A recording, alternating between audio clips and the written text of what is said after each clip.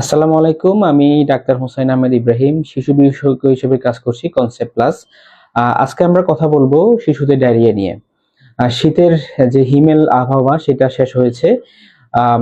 ফাল্গুনের উষ্ণতা শুরু হয়েছে। এর মধ্যে আবহাওয়ার এই পরিবর্তনের কারণে বিশেষ করে বাচ্চাদের মধ্যে ডায়রিয়ার প্রাদুর্ভাব দেখা দিয়েছে। আমি আজকে আলোচনা করব হঠাৎ করে একজন বাচ্চা যখন ডায়রিয়া শুরু হয় মায়েরা আতঙ্কিত হয়ে পড়েন। আপনি আতঙ্কিত না হয়ে কয়েকটি বিষয় লক্ষ্য রাখবেন, যেমন হচ্ছে বাচ্চা পায়খানা কতবার করছে, বাচ্চা ঠিক মতো প্রস্রাব করছে কিনা, বা বেশি করে বমি হচ্ছে কিনা, বাচ্চার পেটটা ফুলে গেল কিনা, বাচ্চা বেশি বেশি পানি খেতে চাচ্ছে কিনা, পায়খানার সাথে জ্বর বা অন্য কোনো উপসর্গ রয়েছে কিনা।